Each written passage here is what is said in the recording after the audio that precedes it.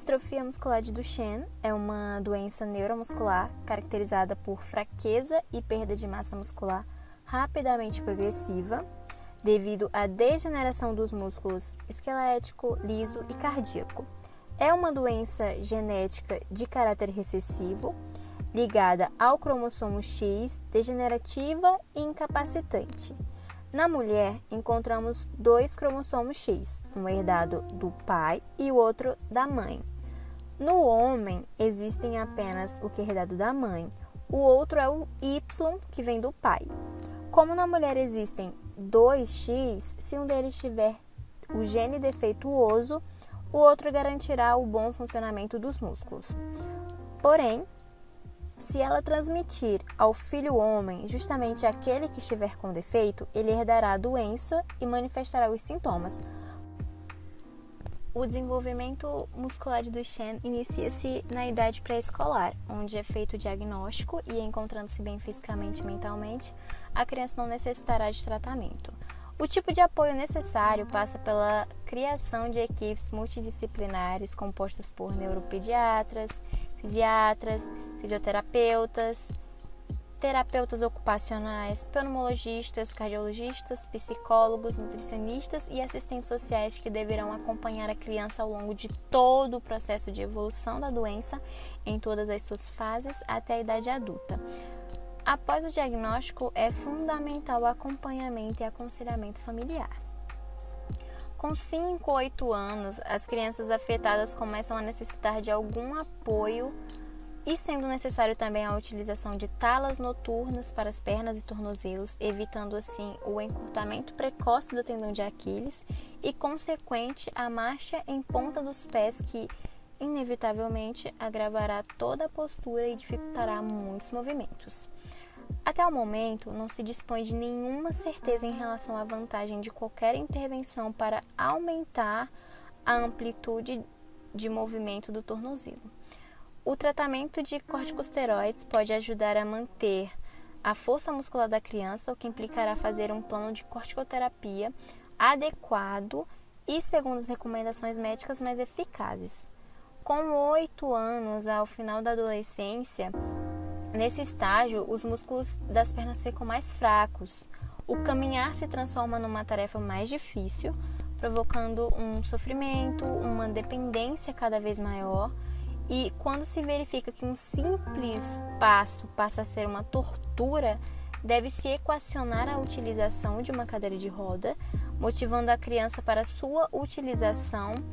Numa grande parte dos casos, são elas próprias a solicitarem a ajuda aos pais e o momento em que o cenário se torna real varia de indivíduo para indivíduo, mas na maioria das vezes ocorre entre os 10 aos 12 anos. Na adolescência e na idade adulta, esse estágio começa uma fragilidade e uma fraqueza muscular muito mais problemáticos. São cada vez mais necessárias ajudas e adaptações para o cotidiano do portador da doença. Algumas complicações de saúde, como infecções respiratórias, são normais e terão a tendência a aumentar, sendo assim necessário uma maior monitorização e tratamento médico. Então, a gente tem que, ao longo da evolução da DMD, percebe-se uma perda gradual da função muscular esquelética, tendo também uma perda do alongamento e também perde a força muscular respiratória. E isso acaba ocasionando sérias complicações respiratórias, que no início, no estágio inicial, pode vir como uma hipoxemia leve, como uma ausência de oxigênio no sangue leve. E aí a gente tem uma fraqueza dos músculos respiratórios, no caso o diafragma e os músculos da parede da caixa torácica, que acaba comprometendo a capacidade expansiva dos pulmões. E ela limita a insuflação e causa uma insuficiência respiratória, porque ela promove uma redução de ventilação, ela promove uma hipoventilação. E essa hipoventilação, ela exige maior trabalho da respiração para poder manter a demanda de oxigênio necessária no sangue e suprir as células do tecido, que aí iria aumentar a atividade metabólica. E nisso acaba resultando numa diminuição da concentração do oxigênio, no caso, causando hipóxia e aumentando a concentração de CO2 no sangue. Esse paciente, normalmente ele não tem força para tossir, né? Então, o paciente que apresenta a ineficiência da tosse, ele possui um histórico aumentado de congestão pulmonar e infecção pulmonar, justamente porque como ele não consegue tossir, fica muito acumulado as secreções no trato respiratório, e é pela tosse que a gente higieniza esse trato, pela tosse que a gente coloca para fora todas as secreções. Por causa desse acúmulo, acaba bloqueando as vias aéreas, novamente causando uma hipoventilação e futuramente pode causar uma falência respiratória, que vai resultar na pneumonia, vai ficar internado, esse paciente pode evoluir para ser entubado e pode precisar de suporte de ventilação.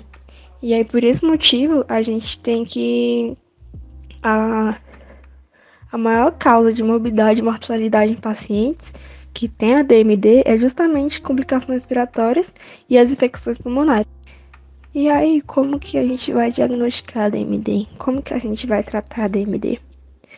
Normalmente, ela é diagnosticada entre os 3 e 7 anos de idade da criança, que costuma ser a época que os pais notam o atraso do crescimento dela, do desenvolvimento dela.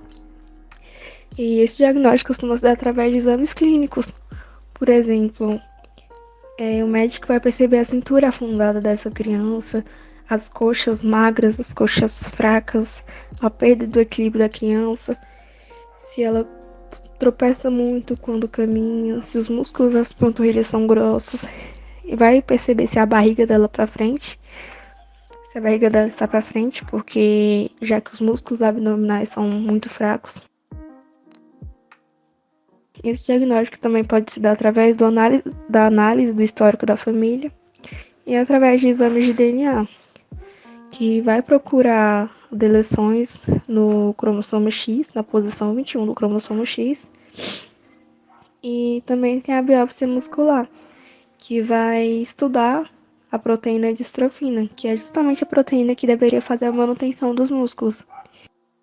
E sobre o tratamento, hoje em dia, até então, não existe tratamento de base curativa para DMD.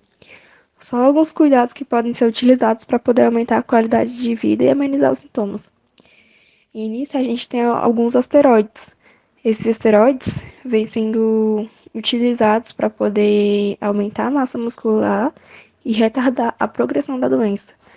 Que nisso também temos as fisioterapias motoras e respiratórias, que são indicadas para poder fortalecer o diafragma e os membros inferiores, as hidroterapias e os tratamentos nutricionais, que é justamente para poder evitar a obesidade e a desnutrição, que leva à evolução ainda pior da doença.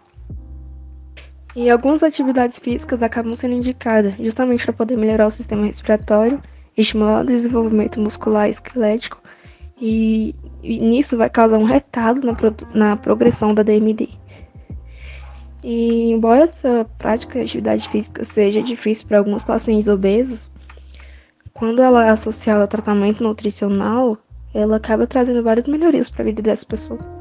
Encontramos o relato de um caso em um artigo científico que estará nas referências, porém qualquer dúvida, se quiserem ler, é só nos procurar aqui, passaremos o link desse artigo. Paciente do sexo masculino, 11 anos, pardo, natural e residente em Campo dos Goiatazes. História gestacional: pais não consanguíneos, nascido de parto eutóxico, gestação e pré-natal sem anormalidades, peso ao nascer 3 kg, chorou ao nascer, teve alta com a mãe em 48 horas, amamentado exclusivamente até os 8 meses, sustentou a cabeça com 2 meses, andou sem apoio aos 18 meses e há relatos de quedas frequentes e andar nas pontas dos pés aos 5 anos e que também foi observada uma dificuldade em se colocar de pé e subir degraus. Aos 6 anos, os pais buscaram acompanhamento pela ortopedia devido à projeção do corpo para frente, sendo diagnosticada alteração tendinosa e indicada fisioterapia.